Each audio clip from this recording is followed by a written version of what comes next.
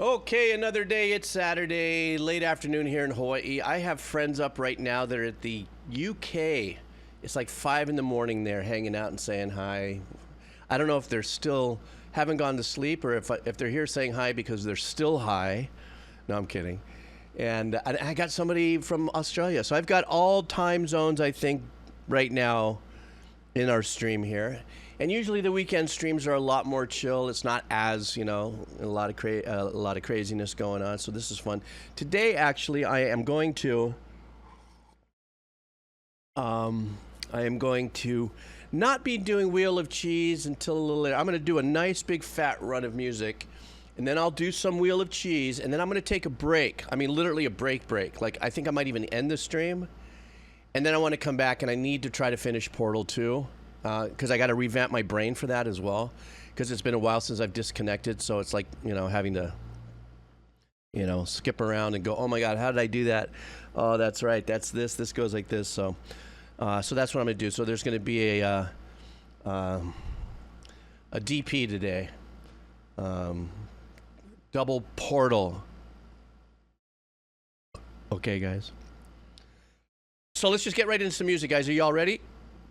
I don't see anybody that's ready. I think maybe I'll just sit here and look at my pile of guitar picks and say which one is it that I want to do. I think I'll do this one. No, I'll do this one. Okay. I have very thick picks. See my picks? How thick they are? Mine's a 3mm. I use 3mm picks for a lot of my work. And then I do have a couple of thin ones that I'll use for strumming for acoustic work, because it gives a nice tone to the strings when you're strumming, when a lot of that more brighter part of the strumming is an emphasis on the track.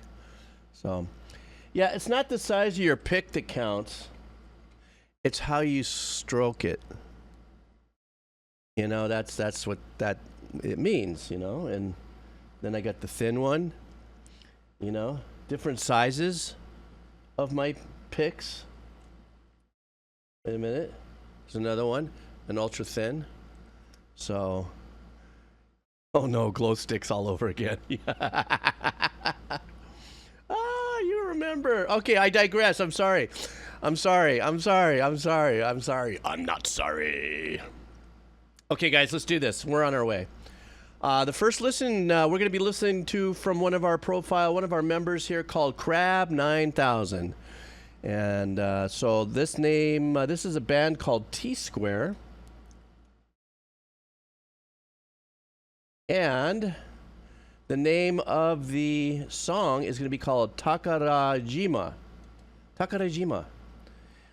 T-Square is a fusion band founded in 1978 who had a big influence on the early game composers. Oh, good. On early game composers. This was one of their signature songs from 1986. This performance is in 2003. Last time someone said they were like Wii menu music, W-I-I, that Wii. So let's check that out. And thank you for that message as well. You guys know I appreciate this. This looks like it's going to be a live performance. Okay, so are you guys ready? Let's go.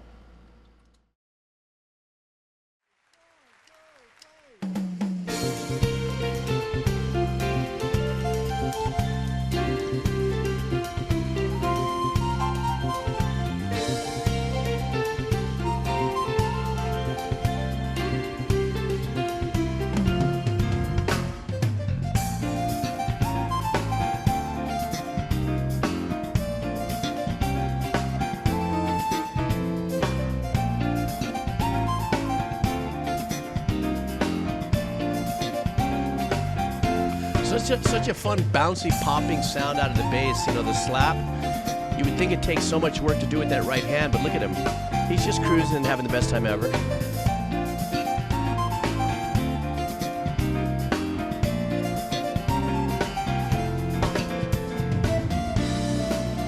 Yeah, I believe that's an EV.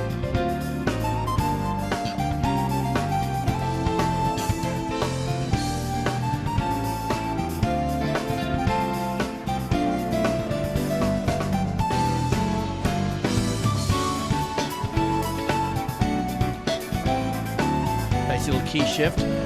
Great way to start the stream, yeah, guys? Good, fun, bouncy track.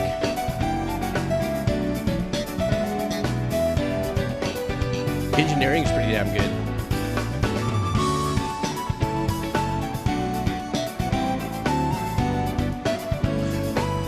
But it definitely has a Wii vibe to it.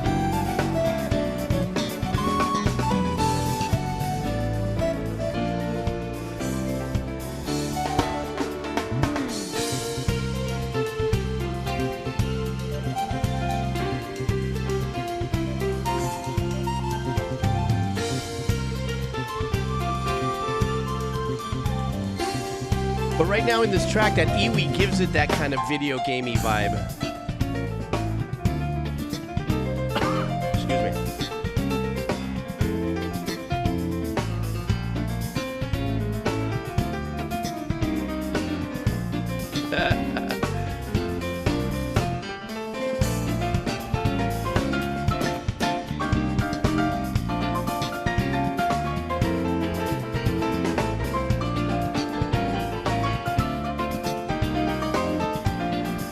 I was never good at that, the octave playing.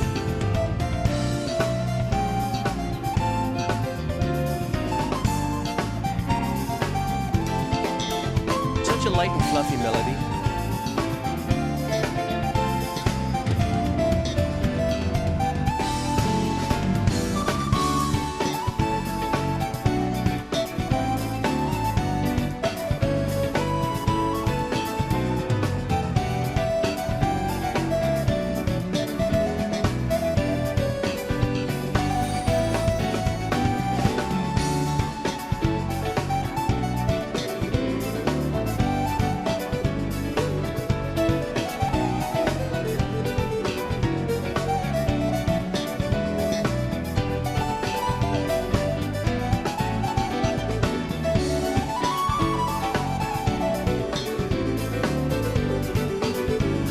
When you close your eyes and play your instrument like that, you are definitely in the zone.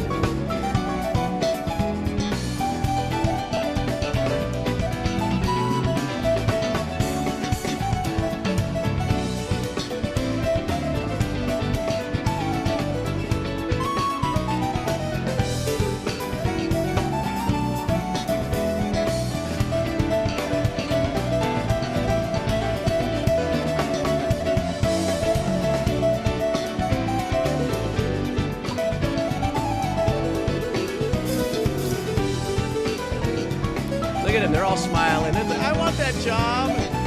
I got this one. This is just two.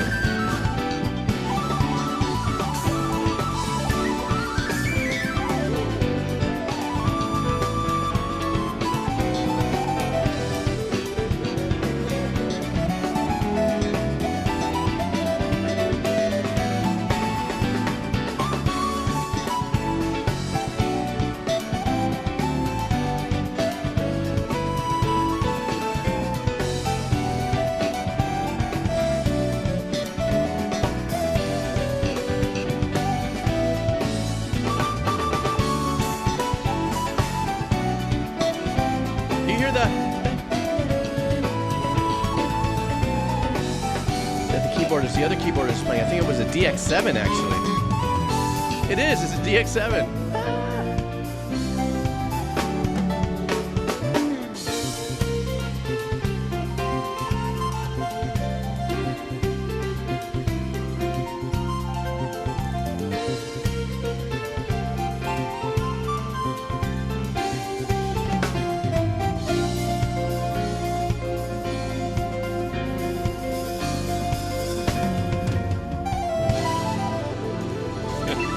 Of course you gotta land on that chord.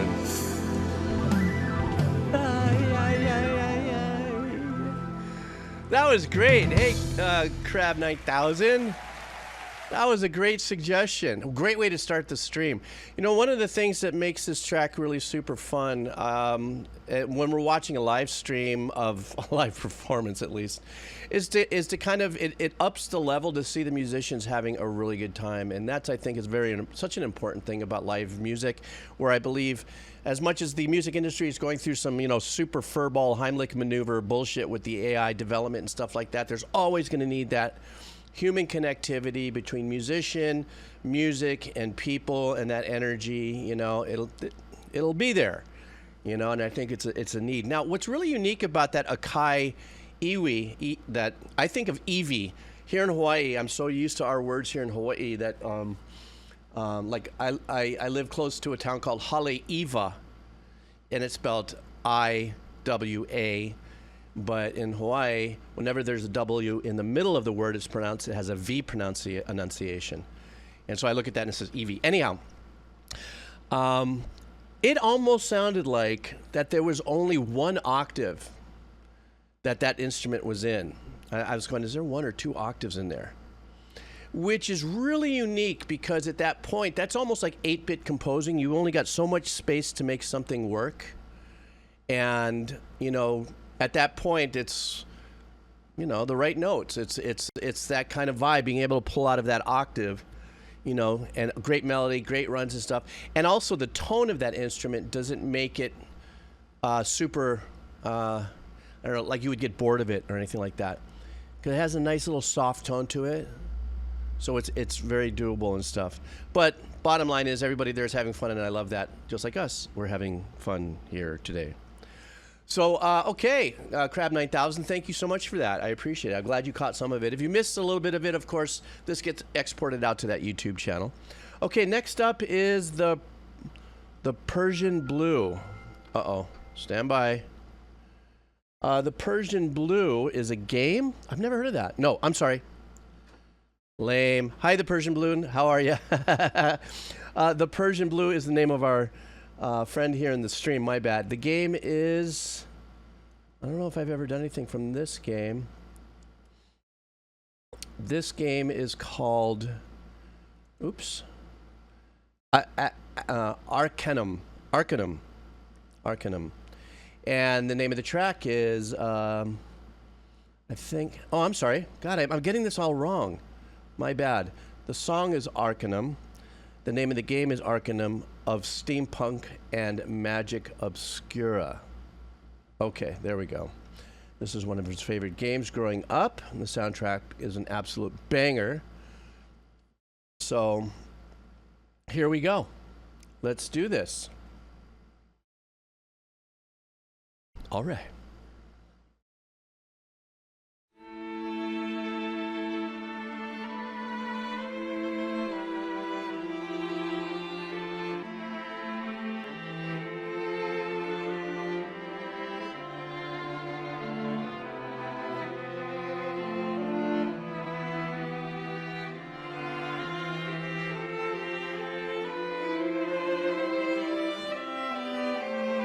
It's like the quartet in the Titanic going down. I mean, the vibe, like you said, it's melancholy. It's very, like, you know.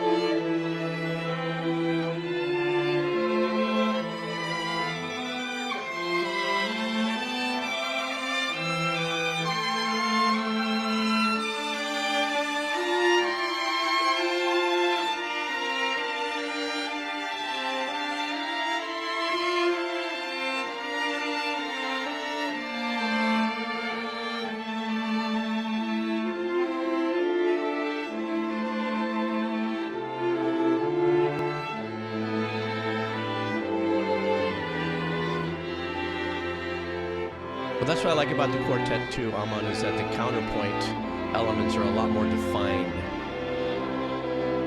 which makes it very unique and beautiful.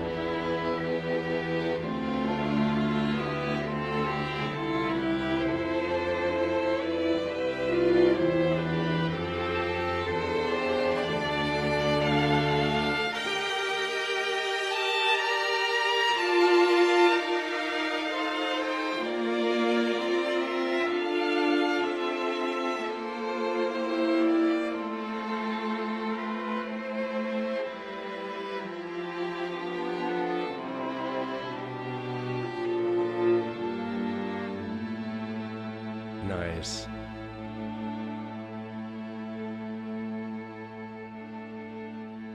Oh, they're gonna keep us hanging. That was beautiful. I love that. But that very last bar, it kind of sounded like they let us hang on that fourth. Didn't it kind of sound like that? You know, there was that kind of like, oh man, is he gonna let us go? Is he gonna let us go? It didn't quite give us that exit that I was looking for. But it's beautiful. Like Amin had mentioned, as I was saying earlier, the beautiful thing about a quartet or quintet, or even an octet, but is counterpoint composition is a lot more definitive, and your mind has a broader opportunity to follow this counterpoint work, even though even if you're not know anything about music or composition or anything, that when you sit and you listen to it, you have a better sense of counterpoint composition, because if it's only 4 or 5 musicians, or, you know, basically you can hear each one of these movements talking to each other, you know, and having this like 4-person conversation. It's like that very famous scene in Amadeus where he's explaining to the emperor about this opera he wants to write and about the conversation. He goes, how many musicians will, is it quintet, quartet, octet, quintet, flimtet, blep, flip, flop, flop, flee, flu? And, you know, Mozart was getting more and more excited because, you know, he was going further and further, and then he said, you can go on forever. He says, whereas if 8 people have a conversation at once, it sounds like shit. But, you know, as a composer, and you can take one instrument from each section, and they could all be doing something at the same time, and not even one note of unison, you know, could be happening there, and that conversation could sound absolutely glorious, you know? Hang on, I heard something at my front door. I don't like that. Stand by.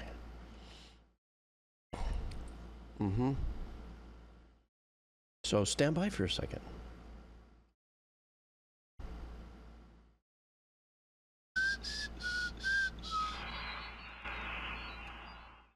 Oh, it's Quado. He brought lunch. Okay. Sorry. So, anyhow, that's my story. That was really nice. I really super dug that track. So far, the first 2 songs have been really super fun. We had that nice uppy kind of band, and now we had this very melancholy kind of chill thing. All right. Sheesh. Okay, who's up next? This is Oakdingadis. Oakdingadis, I think. This is a band called Children of Nova. That's coming up next. Thank you so much for your donation, or your dono, your boosty boost. Name of the track is The Complexity of Life. So let's do that. All right. Hey, there's Oakdingadis. How are you?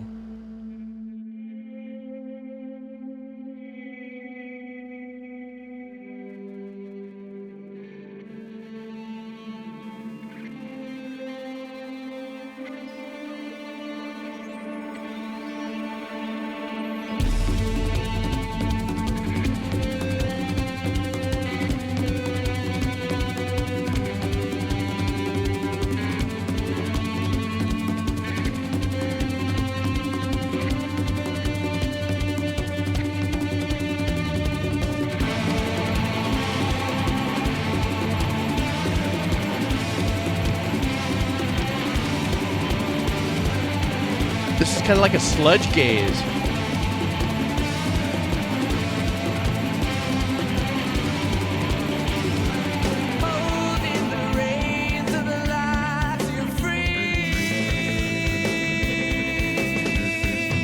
Ooh, damn, listen to that bass.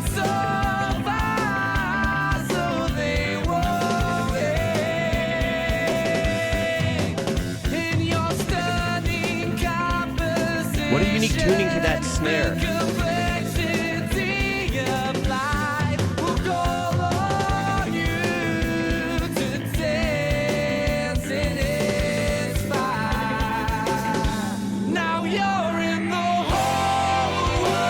Nice, melodic. Let's go.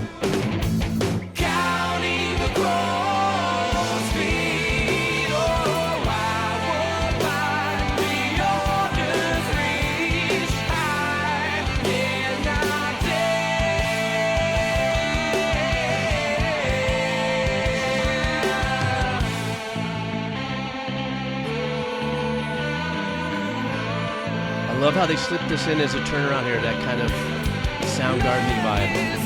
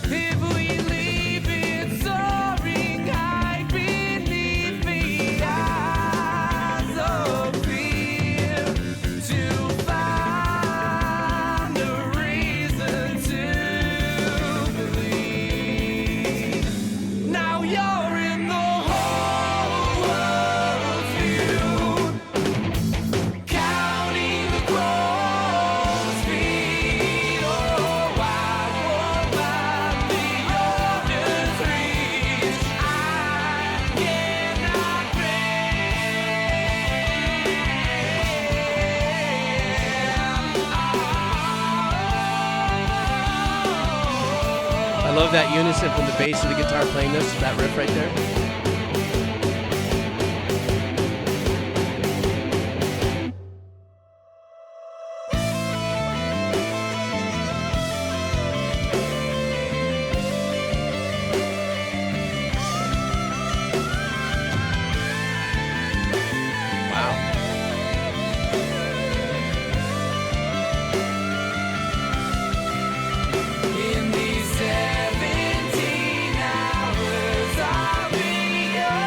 Listen to what the bass is doing here, man. That's great.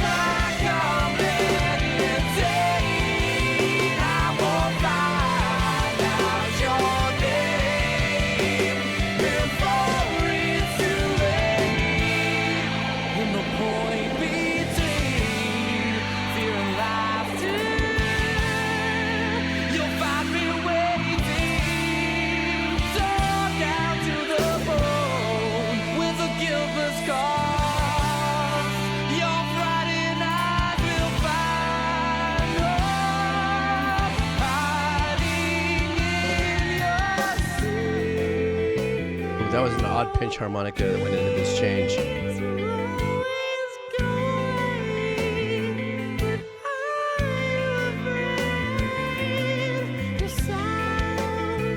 The bass player's my hero right now. This guy's voice is amazing.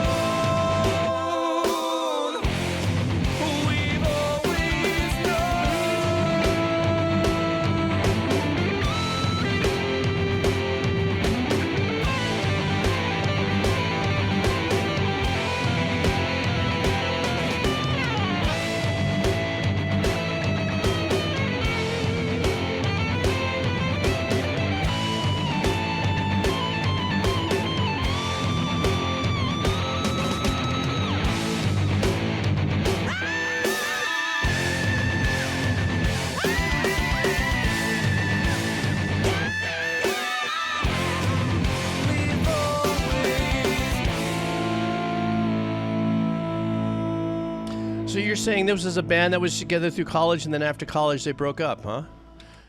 Wow, that's Oakton Goddess. That was great. And what sounded wonderful about that, and when I'm putting it together, the story that you said that they were in college and they did this project. What year was that, if I may ask? I know don't want to age date you.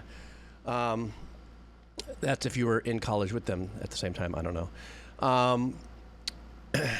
one aspect of it. So this is 2009, you say? Okay, it kind of sounds like it was done in a classic recording studio that might have had minimal post toys, which is a good thing, which kind of gave it a more raw, cleaner 70s prog sound. The snare on that sounded very unique. The snare also had like a hall reverb on it, and there was a type pop on that snare. Bass player was just nuts. The vocalist and his falsetto and his ability was unreal. What was really fun to listen to, though, is like they really used raw, it sounds like a raw amp work, and what I mean by that is that there wasn't any overchaining, over stacked gear on it, if you would, effects. It sounded like. And so what would happen with that is a lot of the work that they were doing was mid-neck. It sounded like, following along with the melodies and stuff. There were some overdubs that were happening there, but then as soon as they got to 2 times that they got to the chuggy dark part of it, there was one little, like literally a 2-bar turnaround chuggy section, like in the first third. And then they went back to their melodic work, in stereo still yet, it was really good stereo imaging. But this very last bit, which was dun, dun, dun, dun, dun, dun, dun, dun, because my ears were so in tune to where they were for most of the track that when they hit down, the low notes for the chugs, it really popped without being forceful, but really stood out and really emphasized that, without nudging the fader. That's what it sounded like for me. But anyhow, thank you so much for coming in, and thank you for your cup of coffee. I appreciate it, and thank you for bringing us that track as well. Okay, next up is Santa Stacks. This is a game called Berserk, and this is a progressive band, and it is called. Oh no, it's a progressive style from the game Berserk, and the name of the track is called My Brother. Okay, here we go. Oh, it's a manga anime? Okay, sorry.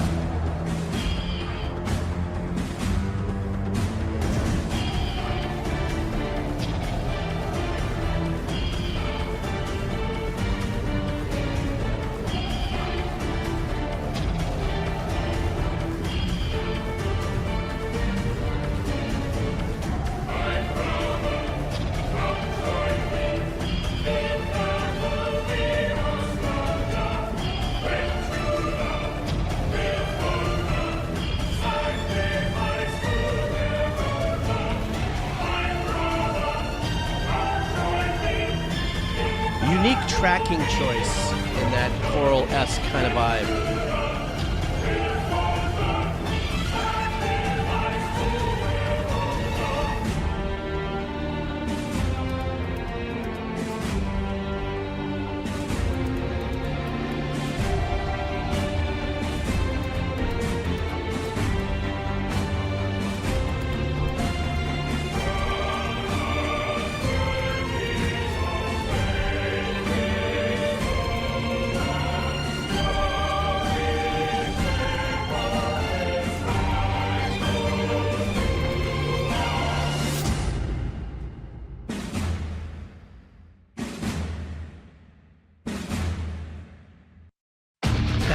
Phobia snare. Whoa.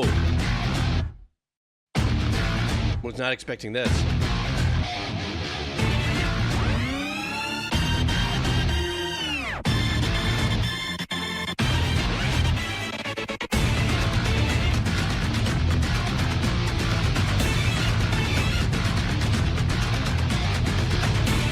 Wow.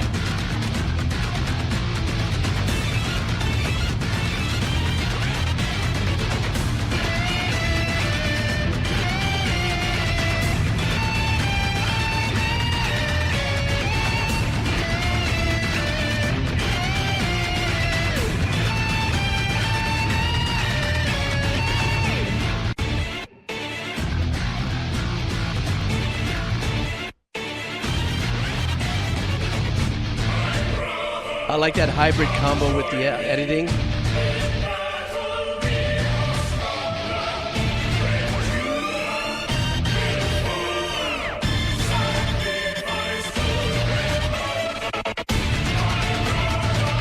Well done, man. That's badass.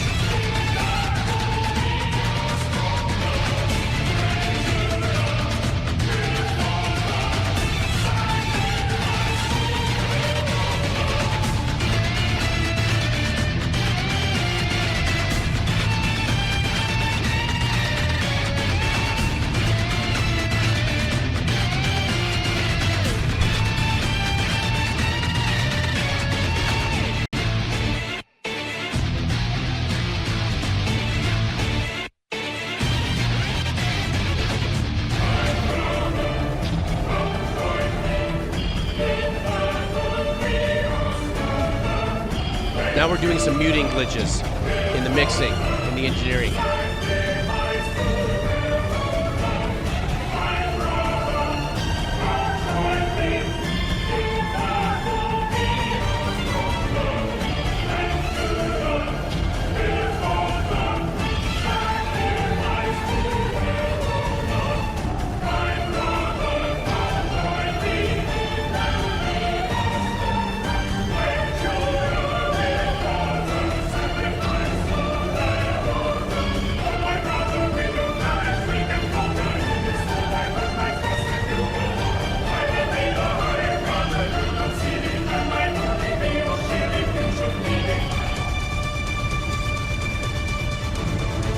A little bit of a classical, Renaissance classical influence in that with that too.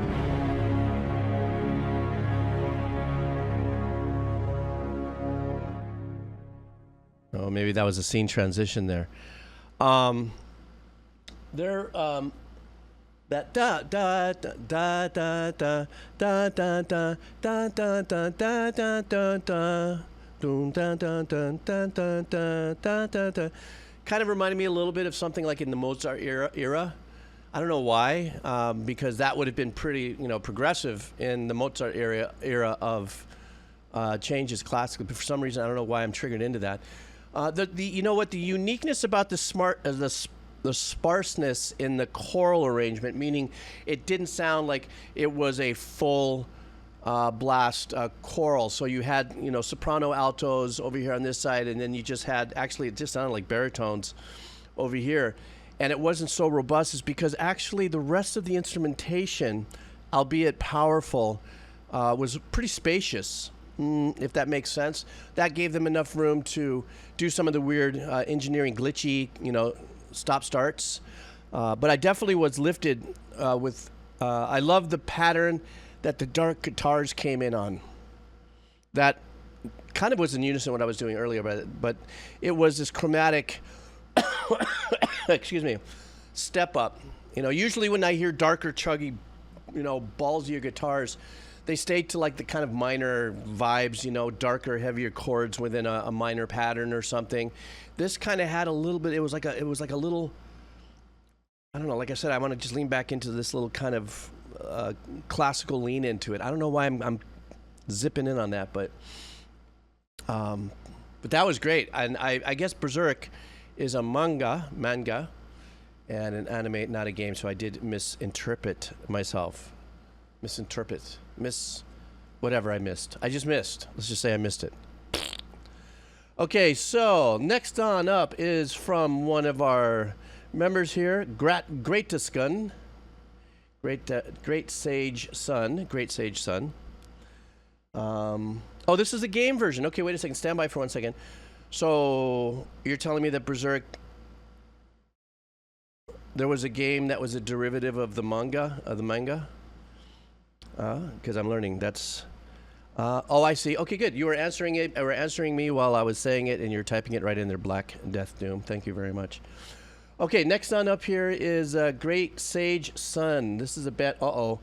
This might be the one that everyone's trying to get me to listen to on the Decomposer Lounge with Babymetal. Oh, it is. God, I've been waiting to listen to this. I'm going, I don't know if Everybody's already doing it, man. I don't want to be just that other guy that just because everyone's listening to it, I got to do a reaction to it. Let me just let it marinate. But it's here, and it's boosted with a cup of coffee.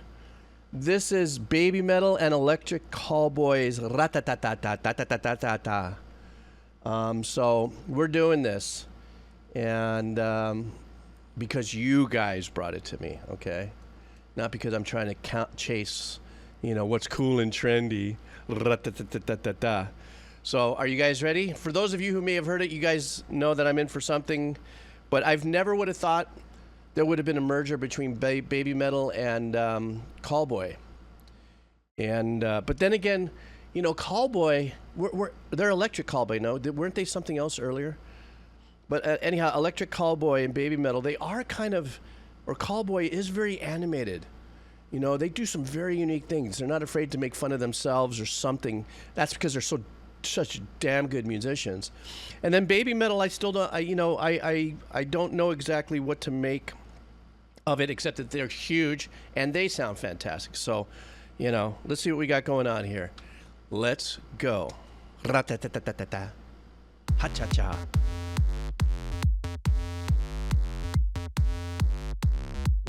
Every night when the sky turns red up above, I feel the beat in my veins and I'm searching for love. You know that hips don't lie and leave you hypnotized. Just give me one more try to make you feel that vibe. When you go my body and a weapon, we're gonna hit the floor. We're gonna make it happen. You'll give me some more. I will push you to the limit, and everybody's feeling the sound of the night. I don't wanna stop. We push you to the limit. Together we will crush the morning light. I got it. Boom boom boom. Boom boom boom boom boom boom boom boom boom. Shaking boom boom boom boom boom boom boom boom. Tapping boom boom boom boom boom boom boom boom. Stopping boom boom boom boom boom. Kirat toしちゃう。ふわっとしちゃう。This is so campy.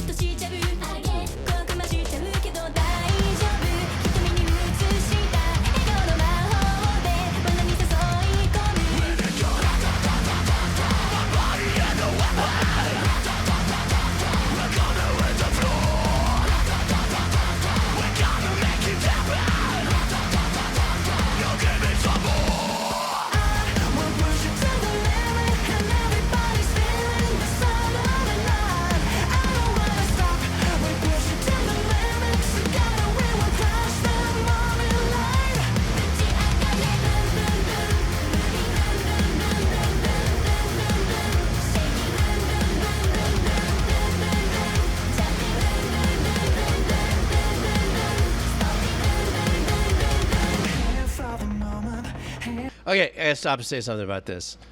They're having just the best time ever. I think this is when music and production and stuff gets to a place where let's put out entertainment. It's as if these two bands are already mega powerful bands and have an incredible following. So to come together with an idea like this is just about let's push the entertainment value of our skill set. That being said, that hybrid combo of the EDM, the straight 4/4 on the kick and stuff like that. There's really super sterile, nice, clean separation between the percussive kit that they got going on there. That's still kind of up, which is a da da da da. A lot of that hybrid work. Of course, when the band comes in and you hear the drums coming in behind it, it becomes super fatter, and there's a switch up in between trap type sounds in the kit. The wideness, somebody had made mention of how wide the sound is. Obviously, with stereo imaging with the guitars, but I think it's really double emphasized with a really fried kind of Euro rave patch, synth that has that over exaggerated, heavily, stereo imaged kind of sound to it. Hook wise and everything like that, I'm just having fun watching the video. Like sections like this with the synth work, it's nice. Very Euro rave though.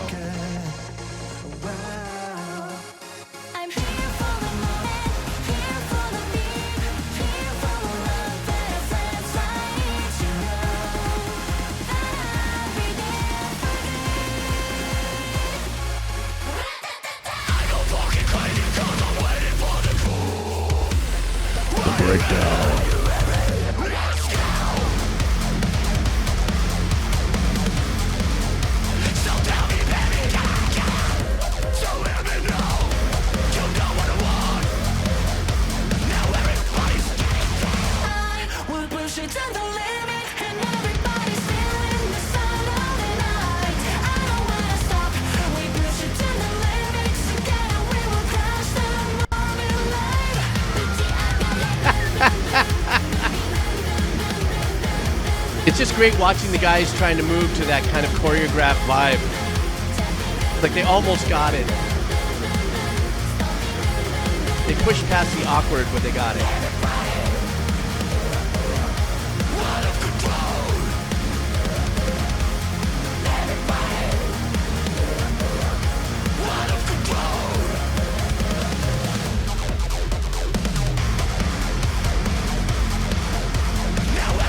There's a guitar tone right there. Is that it? No, that was it. Super entertaining, you know. And there was, you know, behind their hook, melodically what they were singing, there was a really nice little arrangement with one of the other fatter, you know, Euro synth sounds. And so you had a lot of, like, options for your brain to dial into the hook, because you know as well as I do, we've talked about this before, what we all know is an area, well, this must be the hook, the chorus. It repeats 3 times in a song. A lot of times for myself, I find myself not necessarily hooking into the melody itself in the hook as much as maybe the change up in the power that'll happen in the hook. Everybody comes in, open hi-hats or open, you know, China splashes or whatever it is, massive background vocals, stack the synths and stuff like that.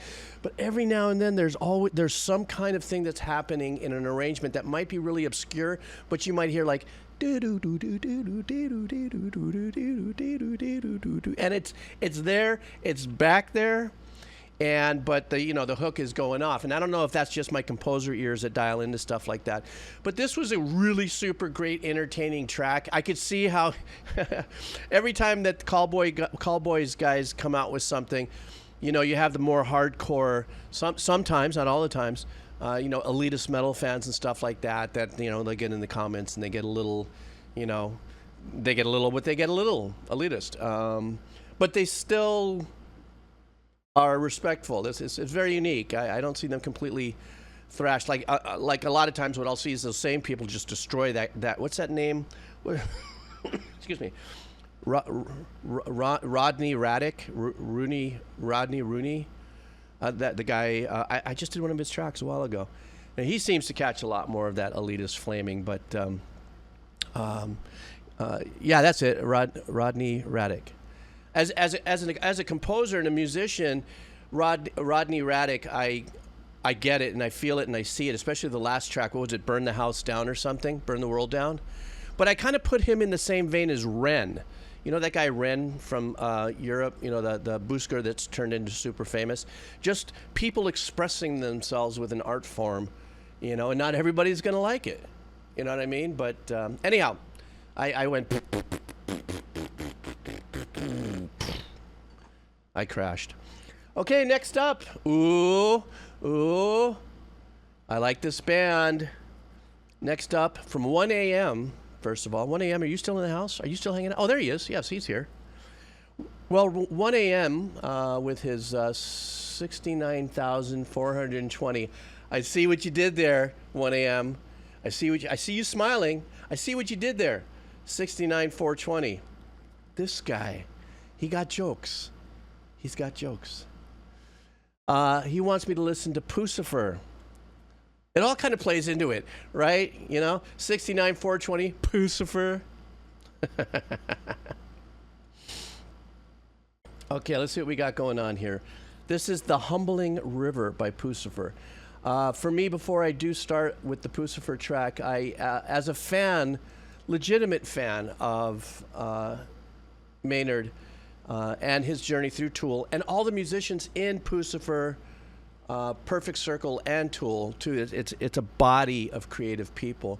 I really enjoy seeing 3 different sides of him, you know, and I think the complexity of his personality that he can release in these different bands, I think is a testament to the complexity of our own personalities. You know, we have, you know, this bottle of challenges, this bottle of challenges and views, this bottle of challenges and views. And, you know, as a musician, he gets to release it through different bands. So let's do this. This is Puscifer from AA. $69,420. All right.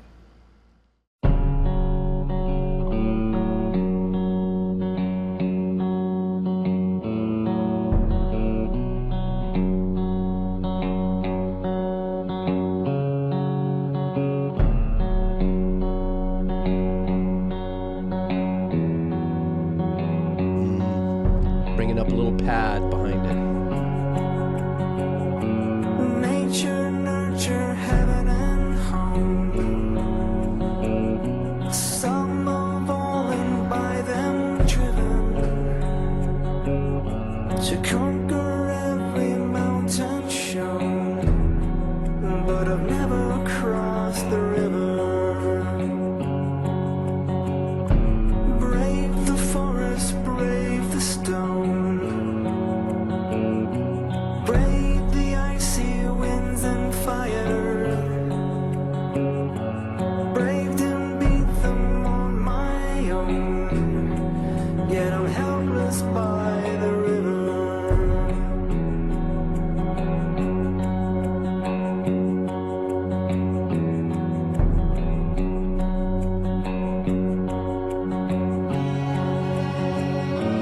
Angel, angel, what have I done? I faced the quakes, the wind, the fire. I've conquered country, crown and throne. Why can't I cross this river?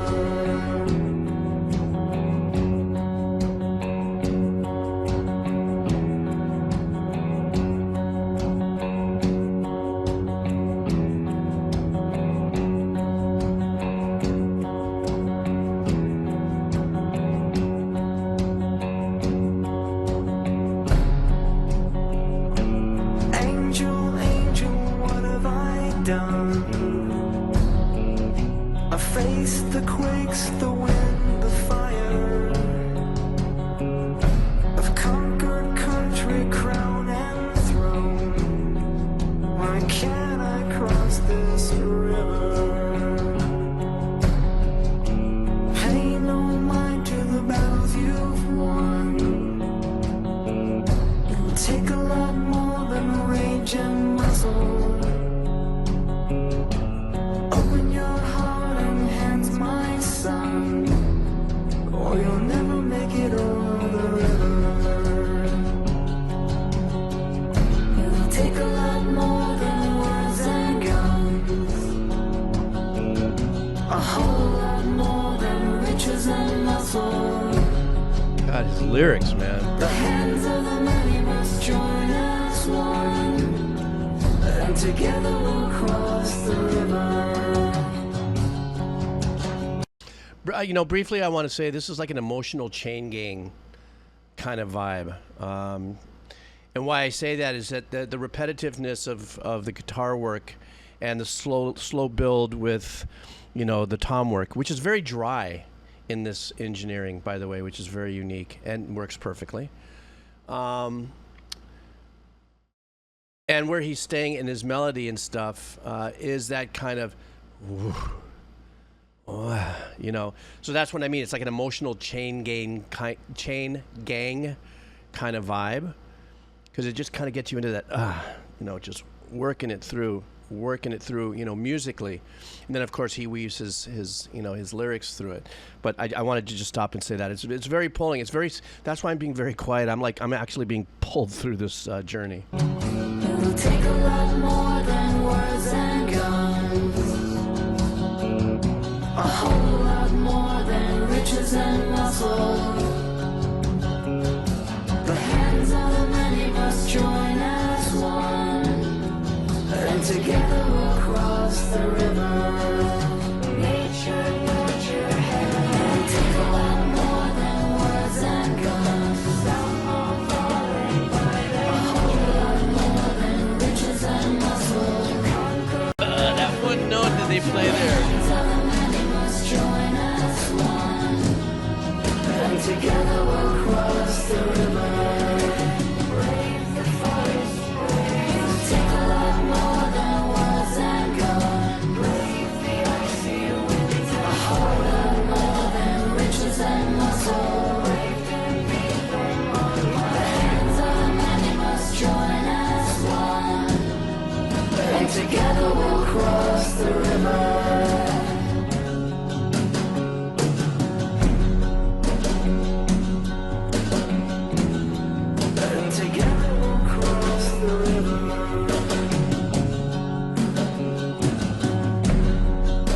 figure out what that string instrument is on the left.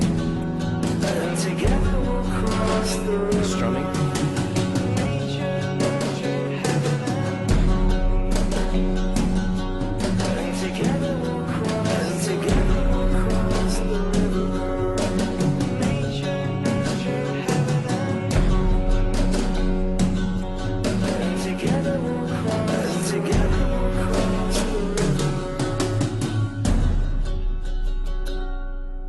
Oh, funny enough, it ended up with that sound I was trying to figure out. I mean, it sounded like a guitar, but I don't know if it was capoed or something. It could have been a shamisen. It sounded like it. That's what I'm saying. It sounded a little outside of the, you know, the all well recognized guitar sound. So once again, though, it did have that Kairu said it too. That's another. It was kind of like a sea shanty kind of vibe, like row, keep going. You know.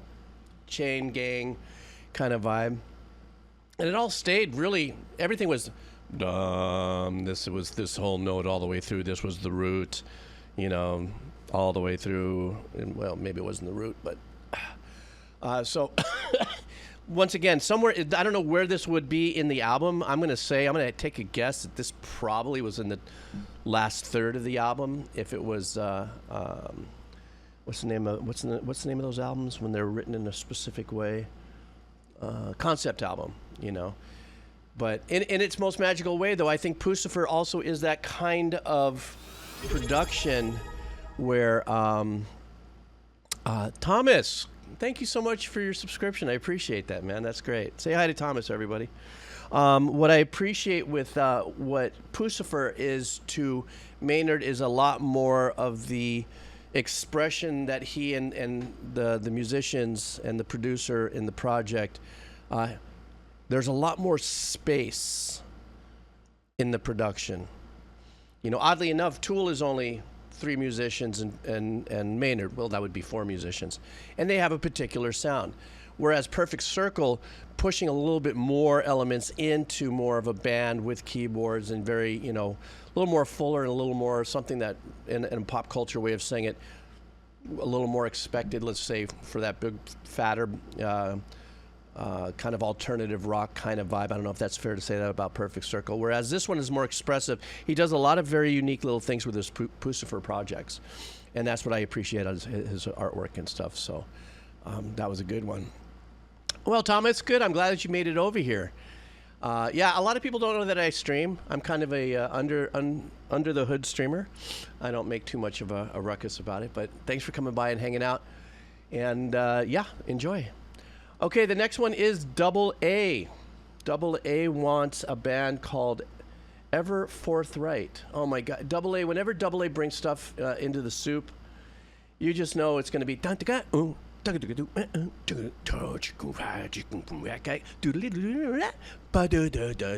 was actually the song. No, I'm kidding. Thank you very much, Double A, for that song.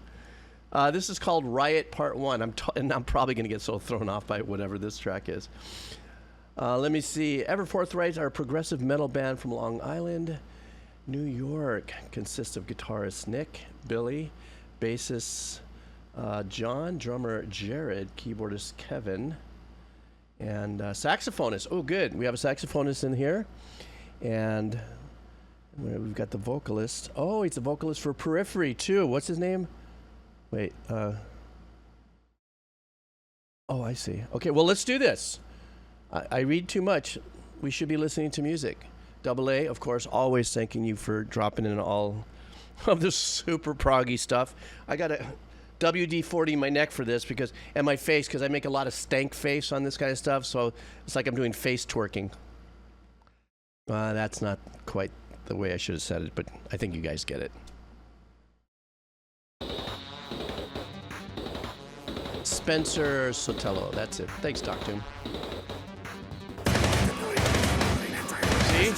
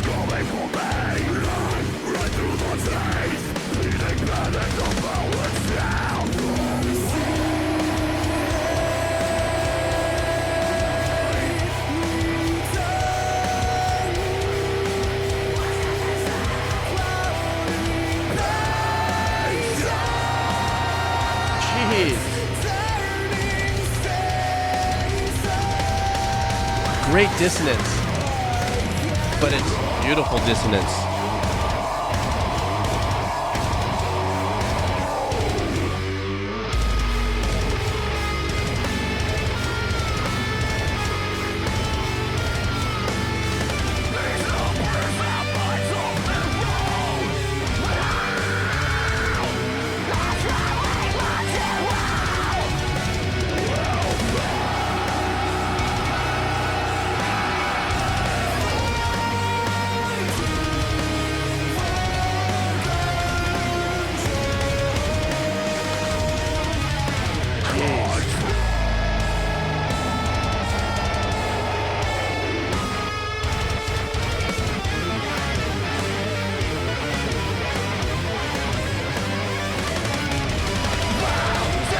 Freaking chaotic.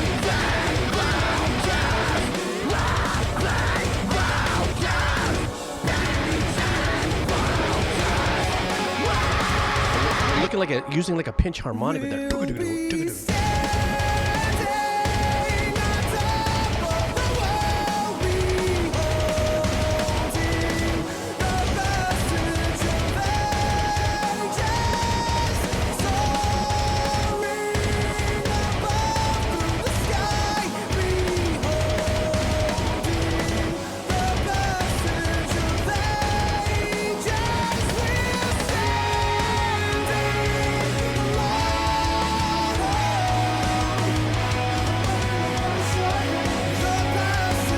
This is a nice section right here.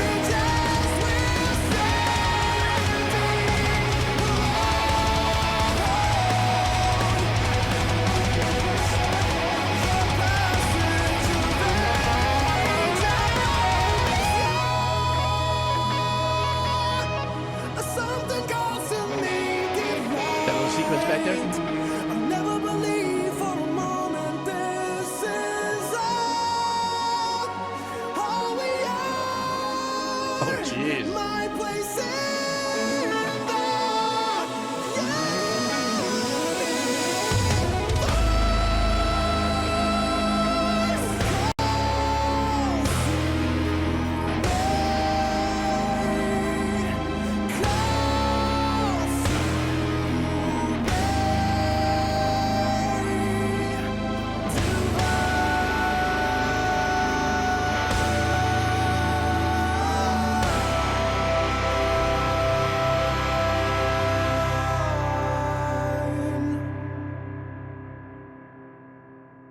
What a trippy way to end that track. There's a hell of a lot of chaos that was going on up in there, and it kind of, for me, it gets to a place where it becomes a moment of these guitar tones in there that are just taking turns. It's almost like as if I'm watching Thal Genty video game of like different guitar players jumping in and smashing things at a time. Not the sound of smashing, but the power and the chaoticness of it all. A lot of overdubs that were going on in there in so many different ways. Even in the darker, growling part of the stuff that was going on, there was some great, really dark, ugly shred growl vocal that would do an answer back in really hardcore stereo. One thing's for sure is I think for management of in the engineering of this, that there was definitely a shit ton of compression and limiter, just to try to manage these elements and just get them just iced up into a pocket without volume wise stepping across things. I don't know. I get a headache sometimes thinking about it. There obviously was synth work in there, which is really nice, which is, I think, I've never heard of this band, but when you say who's in it, or, then you start to think, okay, I know what we're going to, especially if you mention Periphery. I did that interview with the guitar player, who was really, really, really super cool. It was too long of an interview, but we just kept on yapping about stuff. But he was a great guy. We had a wonderful conversation. But, really leans in on the synth pad work. That's Periphery. But in this case, there was that nice towards the end, the last minute. Yeah, Misha Mansour, yeah. At the last a minute, it started to even out for me and still had the power in there, but then started to really implement a lot of the pad work and a couple of odd little space sequence. You know, and there were these little like flickers, if you would, a little flicking of like some Yes type changes. The band Yes in there as an influence, and I think Misha did say that Yes was a major influence to him at least. So, woof! For God's sakes, my ears, double A, my ears need a breather in here. My ears are sweating after listening to that. But I was right, didn't I call it from the very beginning before the song started? Anytime I see that double A comes up with something, I know it's going to be.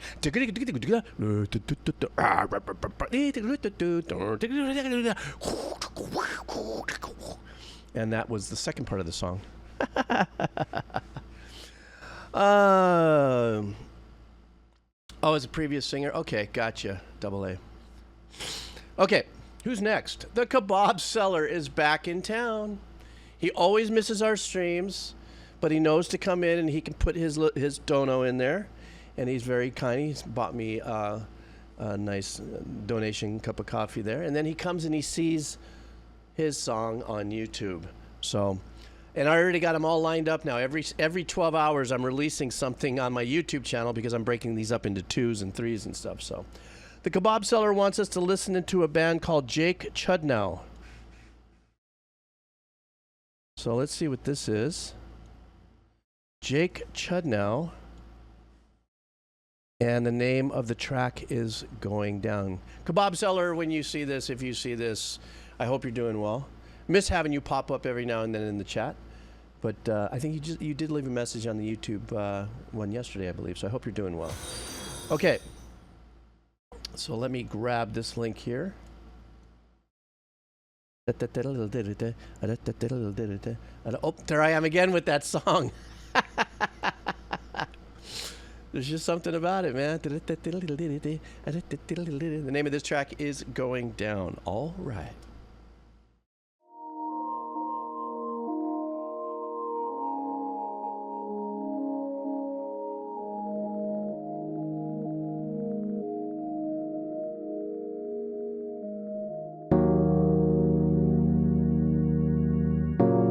For a minute, I'm getting Minecraft vibes. I'm sorry, but all of a sudden I was like,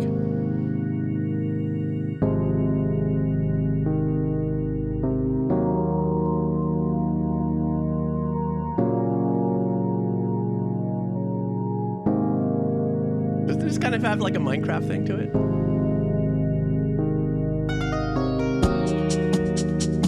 Until now.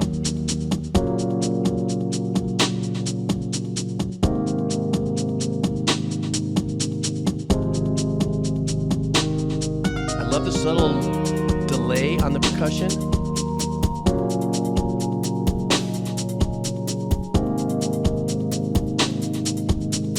Vsauce is an actual genre.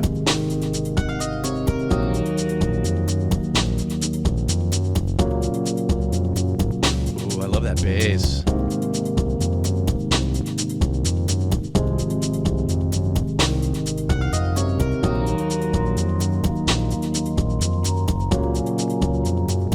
YouTube channel. Okay. I wonder why Vibage was laughing at me. I don't know. This is such a great groove to settle in, so I'm just going to shut up and ride with it.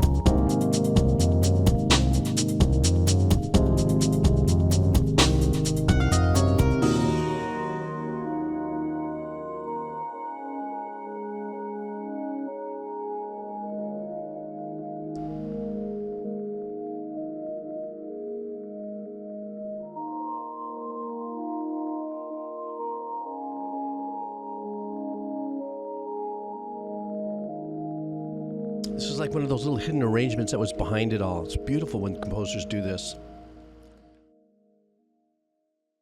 I think one of the great things about me listening to this track and really sitting back and just letting it happen is that was not only, it was a very unique composition. It just let us soaked into a very unique rhythm pattern, a switch up in meter. It sounded like subtle. Not a lot going on with arrangements, but there was a really nice play of delays and stuff that was happening there that was an attribute or a contributor to the rhythmic uniqueness of it, but in a very, obviously not because of the video, but the kind of an ethereal ambient vibe. I still would have gotten, in my theater of the mind, listening to this track, I still would have gotten kind of a spacey kind of, process, it's like taking the big fat hit when the nugget on the machine first comes on. You get that kind of spread, that kind of, you know what I mean. You know what I'm talking about if you know what I mean. Even though I can't do that anymore. And then, but what it was enhanced with was this video. I found it the merging of this music and the way it sounded, and the mix was a little dusty, as I like to call it. And coupled with these visuals, I thought it was really, really super interesting. And it's well deserved of, 3.6 million views, without a doubt. That was great, Kebab Seller. Dang, that I was like, it pulls me, if anybody can play a track for me that pulls me away, forgets that I'm actually streaming, this was one of them. For a second I was like, where am I? What am I doing? Scrape the kyuk from the inner pipe. Take the second hit. Okay. Kairu, you're next. This is a game, YS2, from Kairuru. And, this is a short and cute one, it looks like. The name of the track is Too Full with Love. And he says, first music I ever heard from the YS series. I haven't played the game yet, but I do own it. You have it like in your library. I actually have some of that in my library as well. I've got that game locked and loaded, so I've got them. But let's do this. And YS2 is what we got right here. Doink, doink, and doink.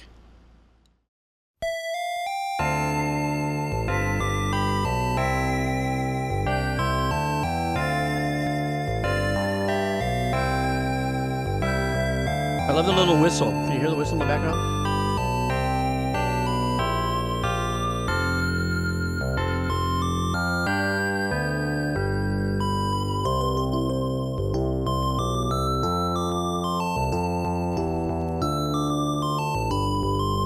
So it has that really happy Stardew Valley kind of vibe, doesn't it?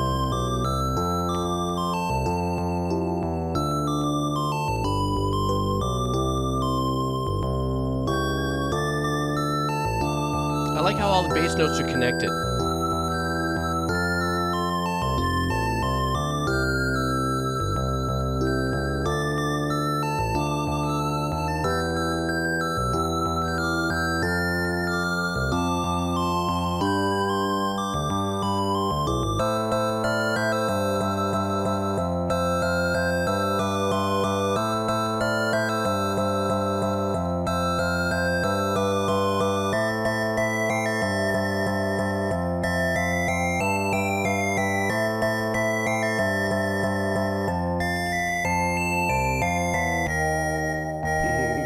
That was a nice change. So I guess this is the point of repeat.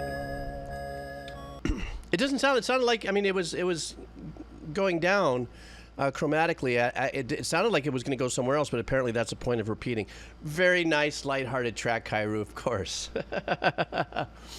But it does, I have only played one game that reminds me. So when I always say that this would sound good in Stardew Valley, I forgot, what do they call that? Is that a sandbox? Or is that, what the name of the kind of game that is? Anyhow, I see that happy kind of vibe and talking, meeting people and going fishing and stuff. And, you know, this kind of music really kind of lays into it. But I don't know anything about the game, but apparently a lot of people here have either played it or I saw somebody said he used to watch his brother playing that, which I think that's really nice. But once again, so it's a little sandboxy, you say? Family sim kind of vibe. But and this obviously music like this too can lend itself to so many different other games. You guys are popping up other little game titles where this can kind of transcend into games that have that kind of vibe to it. Oh, it's a life sim. See, I've never heard that term before. But I got to play it again. I haven't played that. Nobody, you know what? I want to get back and play the games, but I'll do it on my own because nobody wants to watch me play. Maybe things like Portal, but unless it's like a late night session and everyone's baked or tired and just trying to find something to go to sleep to, and watch Jeebs, mess around on Stardew Valley and talk bubbles. An open world RPG. Ah, okay. Gotcha. All right, guys, here we go. Next up, Senor Rui. Senor Rui, are you here, sir? Senor Rui. One of our legacy usual suspects here. There you are. How you doing? I hope you're doing well. I am here for your request. You're a nice little boost. Nice little cup of coffee. Cup of coffee. This is from the band Manchester Orchestra. Yeah. Thank you for bringing that back into my my playlist here for tonight. Haven't heard anything for a while. Technically, his messages technically isn't strictly video game music, but it was the song that was played in the intro cinematic to the game Splinter Cell back in 2002. And he's betting that most of you folks will probably know this track of sorts. So, Senor Eve, good to have you here. I know. Ignore that message. I changed. Okay. Ignore the message. Ignore the message because he changed the dono, but he didn't. Okay, forget it. This is just what happens on my stream here, guys. Ignore what I just said. These are not the words that Jeebs is saying, said Obi-Wan Kajibski on his stream. Here we go.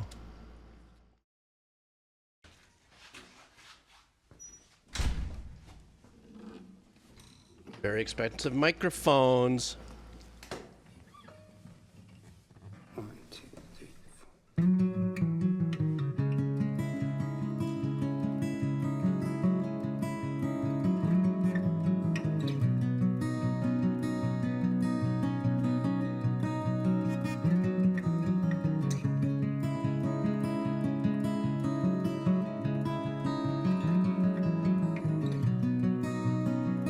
I love that they're using tube mics for this. Very unique. Know how to speak, and I know where I'm going. I wanted to seek, but I got distracted. It's a mirage, one that leaves me embarrassed. There's nobody else like you. You know there's nothing left for you, so I continually move. Try to pass it through for you. Does that bore you?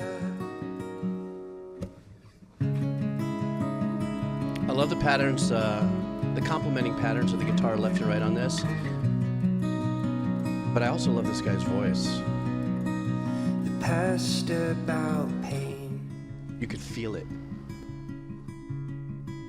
It's timeless and honest. So let go of your shame. It's a dead, dampening blanket. It's it's a facade. Go back and look at your training. There's nobody else like you. Nice. I think I finally explained it. So I continue to move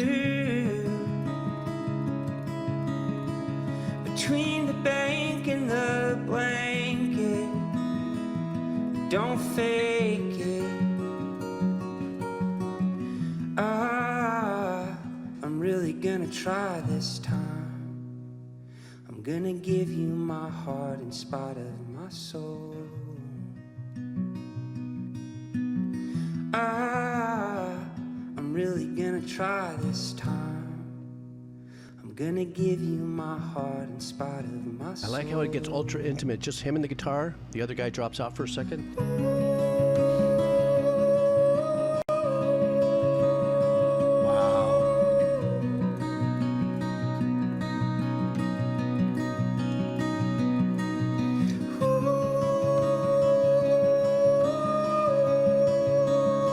The open note voicing is so wonderful on this.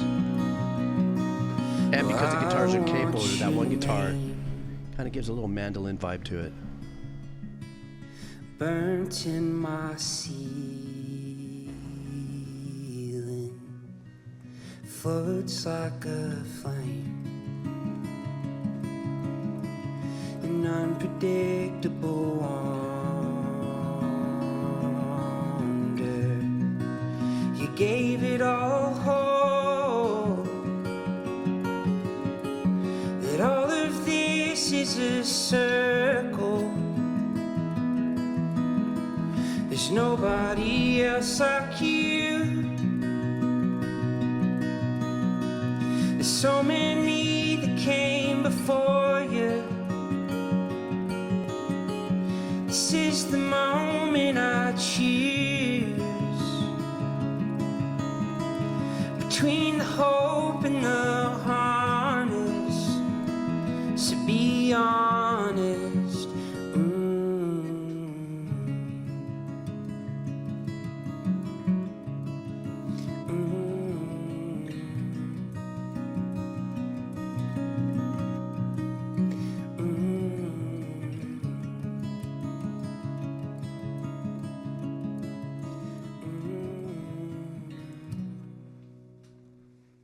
God, that was great.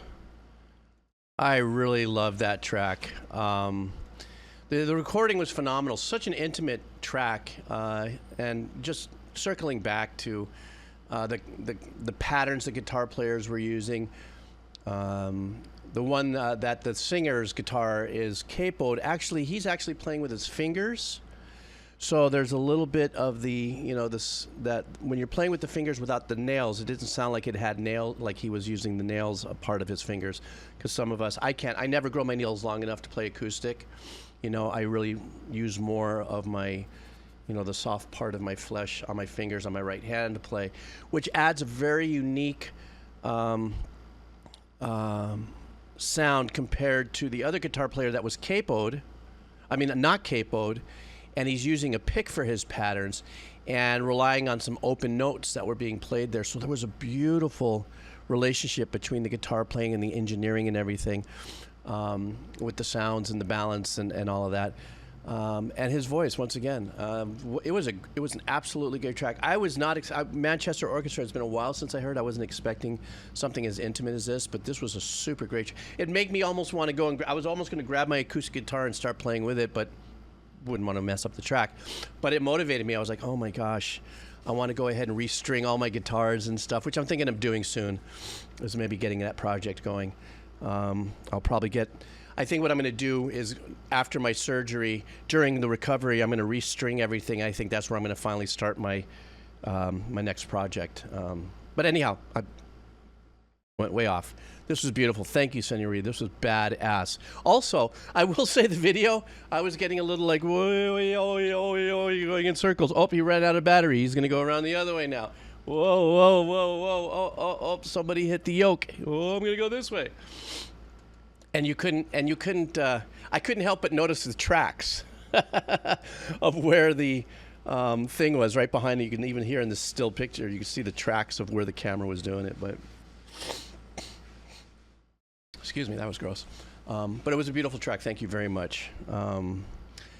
Yeah, no, I'm going to be doing it. I think I'm going to go into a really small rant briefly here, if you guys don't mind.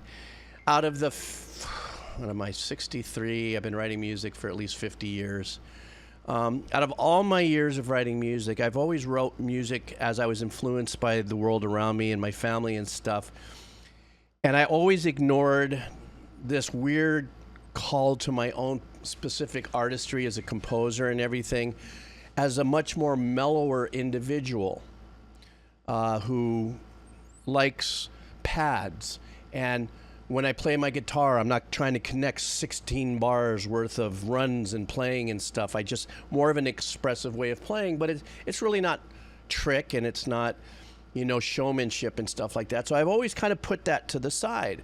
And every time I would compose or do things, it was about pushing the limits that I was influenced by to be more progressive, more aggressive, more showmanship. And I did always have a good time doing it, but actually lately I found a few old files of me playing some super mellow work, and I just like, okay, well, I'm just going to put this on my Decomposer Lounge, and it's bluesy, slow hands kind of stuff. And some of the comments there, I'm going, God, you mean for 50 years this is where I should have been?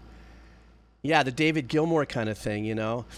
And exactly. I guess a lot of people are comparing what I'm doing to the David Gilmour kind of vibe, and I think that's because there's a lot of breathing in Gilmour work, and I've always been pulled to that. And I think that was part of my allure with a lot of his work and other musicians like that. You know, Jeff Beck does that quite a bit as well, just in his own style. You know, there's breathing. There's almost like a vocal type performance to the guitar playing. So yeah, exactly, Black Death Doom. It's like my somebody left a comment like that. He goes, God, this is that kind of good guitar gently weeps kind of vibe. So if I can just keep my creative head screwed together, you know, after surgery and I recover, I think I'm going to dive deep into that. And just, I'm not going to release an album because the music industry sucks. I'm not going to try to sell anything. I just want to write the music and just put it out there. And you know, I'll go through some of the journey here on Twitch, you know. Maybe I'll go live while I'm doing piano overdubs or something like that every now and then. And so, because even when I've done stuff before on Twitch where I go live and I bring up my DAW and stuff, I'm having fun really only because I'm being influenced by an EDM track. Hey, that sounds like fun. Or maybe I'll do a, you know, a Genty track, or maybe I'll do something like that. And I always do that in all, excuse me, in the authentic way of having fun. Let's have fun and do this. But I've never really like stayed in my little pocket where I go, no, you know, I just like maybe 4 or 5 chords that glide that might have unique voicings, and let me just go around it. Let me just, you know, without worrying about meter changes and all that sort of stuff. So, and that's what this track just did to me. This reminded me of the power of simplicity and the beauty that you can do with arrangements, such as the guitar work that was happening here. You know, this was with the, you know, this chord pattern was done with the right hand, with no, you know, pick. And I've always loved those kind of dynamics. So, Signorie, in a kind of a weird way, you definitely gave me like an EpiPen boost of like, yeah, man, I got to do this. Because, you know, I am at the other end of the rainbow, and I may, you know, I'm not going to be here for 40 years. I don't have a 40-year, 50-year outlook on my life. You know, I'm hoping to get past another 10 minutes, let alone 10 years. So, you know, go out and do that. Okay, sorry. Thank you for allowing me to express myself there. A little story time there. Okay, let's go ahead and get back into this. This is from our profile member dude, Send Monkey. Thank you for your dono. This is the band called Suspended Fourth. Oh, nice. I like Suspended Fourths. Let me see. No, there's a part of me that don't want to outlive everybody. That's the juxtaposition of my life with my, you know, being always positive. There's parts of me going, I don't want to be around when AI does this or when that happens. Oh, geez. And then there's a part of me that goes, man, it would be really great if he did, because what if it doesn't work out the way people forecasted? AI is going to destroy everything. What if it ends up being a beautiful thing? I don't know. I'll be dead by that time. All right, guys, here we go. This is Suspended Fourth. It's a rock band. The track is called Karma. You guys ready? You guys know this band? I do not know this band. You opt out of 74. That's funny. Here we go.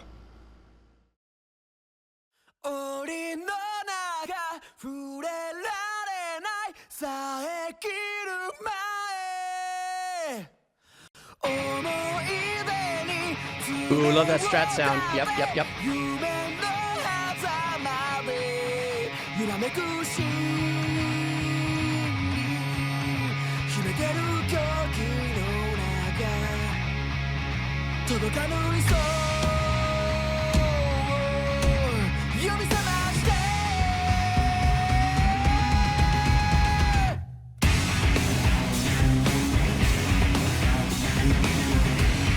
Little Zeppelin is she here. I love this.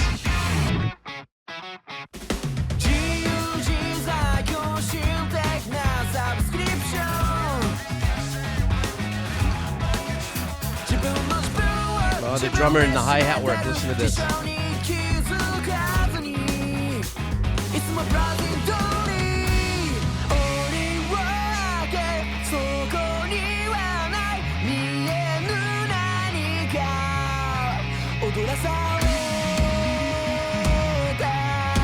Look at the bass.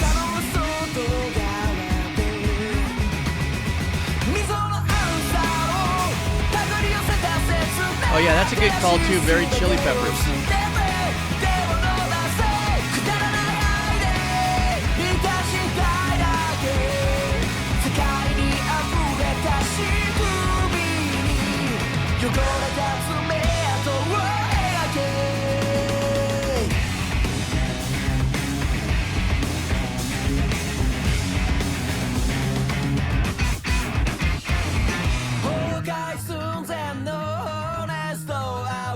That's a flea move.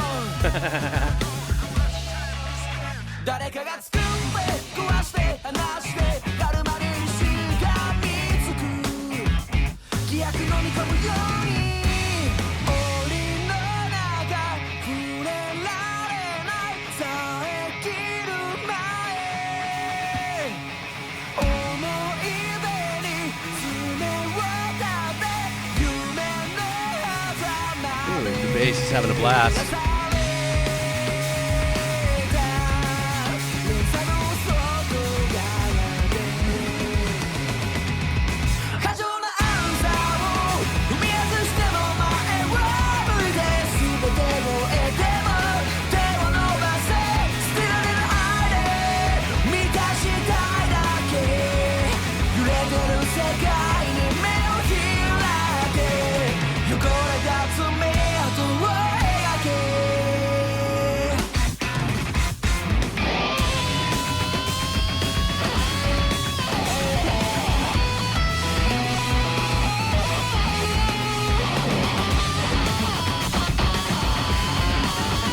Wow, that barky mid pickup strat sound.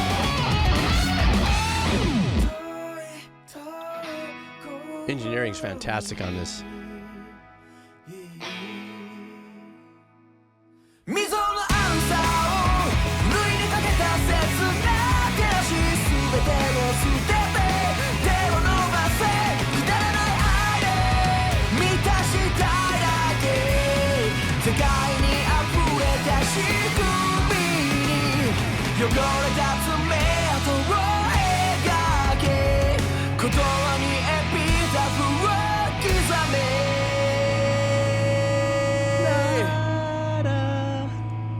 He didn't resolve it. What a surprise track for me, man. That was great. And now it did have the very beginning, did kind of remind me of a Zepp thing that was going on there. But you're right, that there was that Taproot Chili Peppers thing that became a little more affronted with it. But the vocal arrangements were really progressive and really super fun. Great hook. And the engineering was exceptional on this. And the name of this band was Suspended Fourth. Another great band that the world doesn't know about. or some do. It's got about 65,000 subs, and this track's got about almost 100,000 views. I love this sound. I love the other thing is too, is I love the fact that there was zero obvious overdubs in it. There might have been a couple of things that I was like, but that's just me being the engineer, producer, arranger kind of guy. Go, blah, blah, blah. You know, except for stomp pedal changes and stuff like that. The bass player was having a blast in that. He went from little soft tapping patterns and stuff to digging into some really fun gallopy phrases and stuff. And I love this guy's voice. I don't know what he's saying. I don't know what the words are about, but badass. Full stop. Next up is a visitor here. His name is Taov, T-A-O-V. And he wants a band called Tom Cardy. What is Tom Cardy? Really quick, for those of you who are new here to my stream, and you have put something in Dono and I may not get to it today, or maybe you put something on the Wheel of Cheese and you won and you didn't know. I always save these sessions and put it on a YouTube channel. So one of my gang is going to drop that YouTube channel right now. So if you want to go over there and just sub there, that's where I put all the VODs over there. So this is Tom Cardy. The song is HS. Maybe it's better described in... Nope, that's it. The song is called HS. There you go. By the way, my Moo bot just popped in that YouTube channel that I was talking about. If you want to go over there and just sub over there. It's not monetized. There's no glitch into it and trying to populate it, but it's just a great place to catch things if you missed it. All right, guys, let's go. All right. Now and then we all get a thought that stops us in our track. Am I living to my full Nice. potential, or am I holding myself back? You gotta stop that shit, 'cause you're perfect. This is great. This is well done. TikTok core.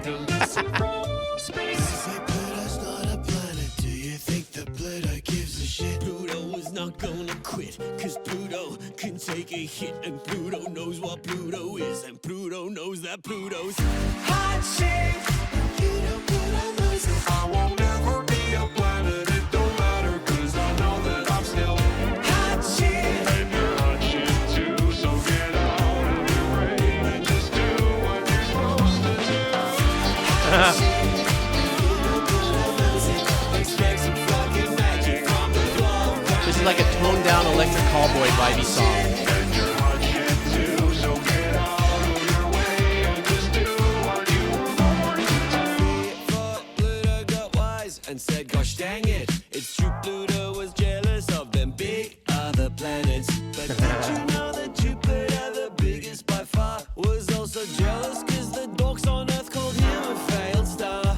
The star that he was jealous of was cold, our sun, who was herself consumed with thoughts that she would never become a big black hole. She would constantly chase the dream to be so big that she could eat time and space. A trillion miles away, a place the sun could not see. They sat a bad bitch sucking up reality, who turned her gaze A lot of work going in on those vocals. galaxy and says, when I'm supermassive, yeah, I'll be happy. But the biggest, baddest, supermassive thing to exist spun in the middle of them all and said, I think I'm saying shit. I've seen a perfect product star. I've seen a triple quasar, but I've never seen a dwarf planet go this hard.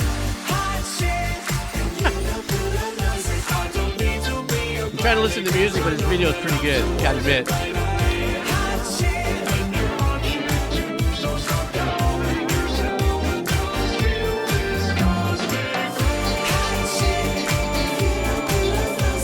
Expect some fucking naughty from this heavenly body. Hot shit.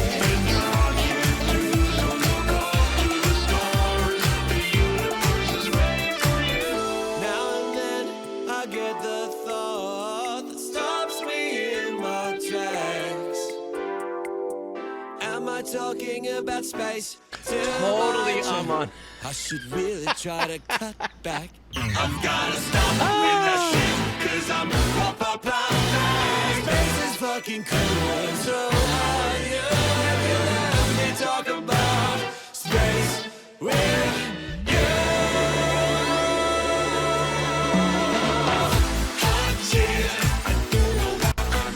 I won't ever be an astronaut, but I'm still hot like Haley's Comet.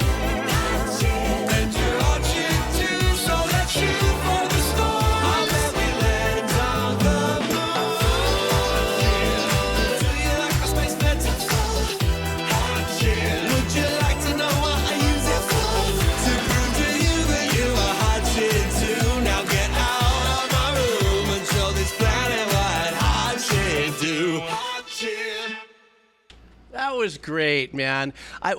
He was just having the best time ever. I think there was somebody that had left a comment there that it's like, you know, just let's play music, goofing around, no flash a lot. But I mean, you know, the video was kind of complex though. I mean, a lot of editing. You know, that was like camera locked off, doing many different runs and takes of it. And musically though, it was really fun and boppy and fun and bouncy. And like I said, it oozed the same energy of the video. I don't know, you know, I'm sure the music came first, the video came second. But there was a lot of also complexity in the instrumentation that he had going on there. There was a lot of back and forth things, but he definitely wanted to keep it. Maybe when Aman had said, you know, it does look kind of like a 70s, the way he presents himself and the vibe, that kind of 70s porn kind of, you know, Elton John-y kind of look. Not that Elton John, I can get severely canceled for that probably, but I said it. But just the look and how he dressed, I'm not equating Elton to porn in the 70s. I'm just saying the sparkly this and all of that sort of stuff. And even the hair, you know, the curly hair, the whole thing. And then the woman, the white, what do they call the tank top? The wife beater type look and everything. This was fun. This was a great track for me to take a break on. Okay, so stand by.